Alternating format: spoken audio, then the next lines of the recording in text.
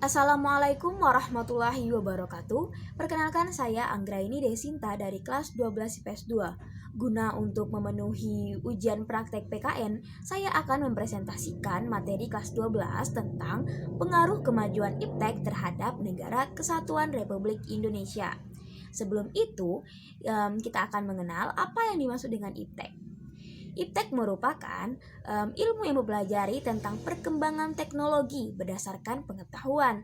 Ilmu pengetahuan dan teknologi berjalan beriringan untuk membangun sebuah kemajuan dalam perkembangan global.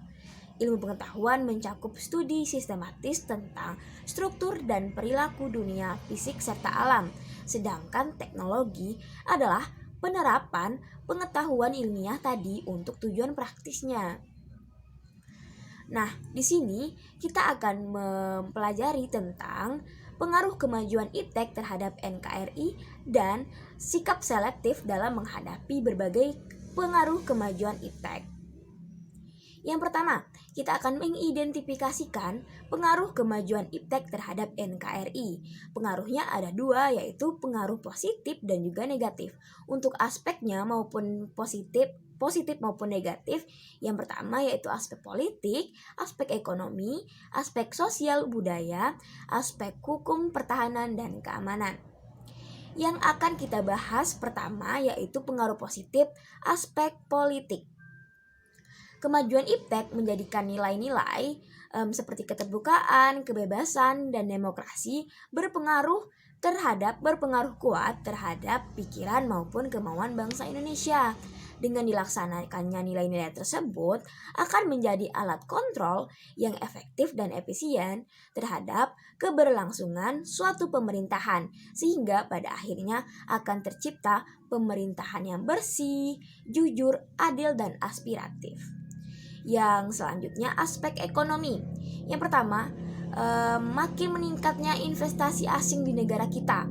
Yang kedua, makin terbukanya pasar internasional bagi hasil produksi dalam negeri.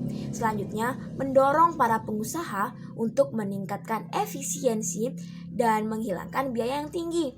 Yang keempat, meningkatkan kesempatan kerja dan devisa negara. Yang kelima, meningkatkan kemakmuran masyarakat. Dan yang keenam, menyediakan dana tambahan untuk pembangunan ekonomi. Baiklah, selanjutnya yang akan kita bahas tentang aspek sosial budaya pengaruh positif tadi ya. Dengan adanya informasi yang diperoleh dari teknologi, kita bisa belajar banyak dari tata nilai sosial budaya, cara hidup, pola berpikir yang baik, maupun ilmu pengetahuan dan teknologi dari bangsa lain yang telah maju untuk kemajuan dan kesejahteraan kita. Kemajuan teknologi dan informasi yang ditandai dengan munculnya internet dan makin canggihnya alat-alat komunikasi secara langsung telah mempermudahkan kita untuk memperoleh informasi dari belahan bumi lainnya. Selanjutnya, aspek hukum, pertahanan, dan keamanan. Yang pertama, makin menguatnya supremasi hukum, demokratisasi, dan tuntutan terhadap dilaksanakannya HAM atau hak asasi manusia. Yang kedua, menguatnya regulasi hukum dan pembuatan peraturan perundang-undangan. Yang ketiga, makin menguatnya tuntutan terhadap tugas-tugas penegak hukum seperti polisi, jaksa, dan hakim yang lebih profesional, transparan, dan dapat dipertanggungjawabkan. Yang keempat, menguatnya supremasi sipil dengan mendudukkan tentara dan polisi sebatas penjaga keamanan, kedaulatan, dan ketertiban negara. Selanjutnya, kita akan membahas tentang pengaruh negatif dari kemajuan iptek. Yang pertama, aspek politik. Nilai-nilai yang dibawa iptek seperti keterbukaan, kebebasan, dan demokratisasi tidak menutup kemungkinan akan disalahartikan oleh masyarakat Indonesia. Akibatnya, hal tersebut terjadi dan menimbulkan terganggunya stabilitas politik nasional seiring dengan terjadinya tindakan-tindakan anarki sebagai reaksi terhadap sikap pemerintah yang menuntut mereka tidak terbuka, tidak memberikan kebebasan, dan tidak demokrasi kepada rakyatnya. Pengaruh negatif lainnya dari kemajuan iptek yang mesti diwaspadai adalah munculnya gerakan-gerakan radikalisme, dan terorisme. Para pelaku gerakan tersebut pada umumnya merupakan orang-orang yang terampil dalam memanfaatkan teknologi. Oke, selanjutnya aspek ekonomi. Yang pertama, di Indonesia akan dibanjiri oleh barang-barang dari luar seiring dengan adanya perdagangan bebas yang tidak mengenal adanya batas-batas negara. Yang kedua, cepat atau lambat, perekonomian negara Indonesia, kita akan dikuasai oleh pihak asing. Yang ketiga, akan timbulnya kesenjangan sosial yang tajam sebagai akibat dari adanya persaingan bebas. Yang keempat, pemerintah hanya sebagai regulator pengaturan ekonomi yang mekanismenya akan ditentukan oleh pasar. Dan yang kelima, sektor-sektor ekonomi rakyat yang diberikan subsidi semakin berkurang. Oke, selanjutnya kita akan membahas pengaruh negatif, yaitu aspek sosial budaya dan aspek hukum pertahanan dan keamanan. Untuk aspek sosial budaya, pengaruh negatifnya yaitu munculnya gaya hidup konsumtif. Yang kedua, munculnya hedonisme atau kenikmatan hidup yang dinilai merupakan suatu nilai yang tertinggi dalam kehidupan. Yang ketiga, adanya sikap individualisme atau individualisme, yaitu sikap mementingkan diri sendiri tanpa menghiraukan orang lain. Yang keempat, bisa mengakibatkan kesenjangan sosial.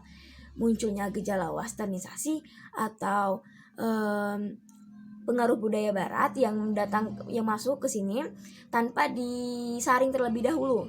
Yang keenam, makin memudahnya semangat gotong royong, solidaritas, kepedulian, dan kesetiakawanan sosial. Yang ketujuh, makin lunturnya nilai-nilai keagamaan. Aspek hukum pertahanan dan keamanan, dampak negatif yang timbul dari kemajuan iptek dalam aspek ini antara lain akan menimbulkan tindakan anarkis dari masyarakat yang dapat mengganggu stabilitas nasional, ketahanan nasional, bahkan persatuan dan kesatuan bangsa. Selain itu, peran masyarakat dalam menjaga keamanan, ketertiban, dan kedaulatan negara akan semakin berkurang.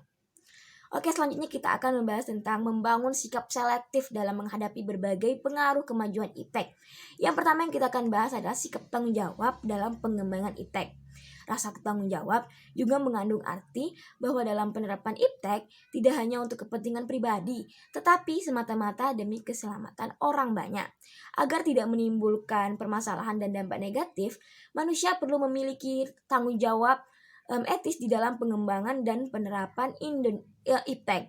Bagi bangsa Indonesia sendiri, di dalam pengembangan dan penerapan iptek perlu mengingat landasan idealnya, yaitu Pancasila, dan landasan konstitusionalnya, yaitu Undang-Undang Dasar Negara Republik Indonesia 1945. Sikap selektif yang pertama di bidang politik. Yang pertama, mengembangkan demokratisasi dalam segala bidang, mengaktifkan masyarakat sipil dalam arena politik, mengadakan reformasi lembaga-lembaga politik agar menjalankan fungsi dan perannya secara baik dan benar, memperkuat kepercayaan rakyat dengan cara menegakkan pemerintahan yang bersih dan berwibawa. Yang kelima, menegakkan supremasi hukum. Dan yang terakhir, memperkuat posisi Indonesia dalam kancah politik internasional. Ada 4 hal yang selalu dikedepankan pada saat ini dalam bidang politik. Yang pertama, demokratisasi, kebebasan, keterbukaan, dan hak asasi manusia atau HAM. Untuk bidang ekonomi sendiri, yang pertama meningkatkan kualitas sumber daya alam, yang kedua meningkatkan komoditas ekonomi, yang ketiga perbaikan perangkat hukum yang mengabdi pada kepentingan nasional. Kenyataan yang terjadi, globalisasi ekonomi lebih dikendalikan oleh negara-negara maju. Sementara negara-negara berkembang kurang diberi ruang dan kesempatan untuk memperkuat perekonomiannya. Dan yang terakhir, bidang sosial budaya. Yang pertama, terbuka terhadap inovasi dan perubahan, berorientasi pada masa depan daripada masa lampau. Yang ketiga, dapat memanfaatkan kegunaan iptek dengan baik, menghargai pekerjaan sesuai dengan prestasi. Yang kelima, menggunakan potensi lingkungan secara tepat untuk pembangunan berkelanjutan. Dan yang keenam, menghargai dan menghormati hak-hak asasi manusia. Dalam bidang sosial budaya, kemajuan iptek telah membawa pengaruh dalam perilaku yang ditampilkan oleh setiap masyarakat. Di antara pengaruh tersebut adalah dalam hal perubahan gaya hidup, gaya pakaian, dasar ikatan hidup bermasyarakat, dan semakin mudahnya mendapatkan informasi dan ilmu pengetahuan. Untuk itu ada 3 alternatif menghadapi kemajuan iptek. Yang pertama, menolak dengan tegas semua pengaruh kemajuan iptek dalam semua aspek kehidupan. Pengaruh yang tidak baik ya tentunya. Yang kedua, menerima sepenuhnya pengaruh tersebut tanpa disaring terlebih dahulu. Itu salah ya. Yang ketiga, bersikap selektif terhadap pengaruh tersebut, yaitu kita mengambil hal-hal positif dari kemajuan iptek dan membuang hal-hal negatifnya. Oke, baiklah, itulah presentasi tentang pengaruh kemajuan iptek yang dapat saya sampaikan. Apabila ada kesalahan, mohon dimaafkan. Kepada Allah saya mohon ampun.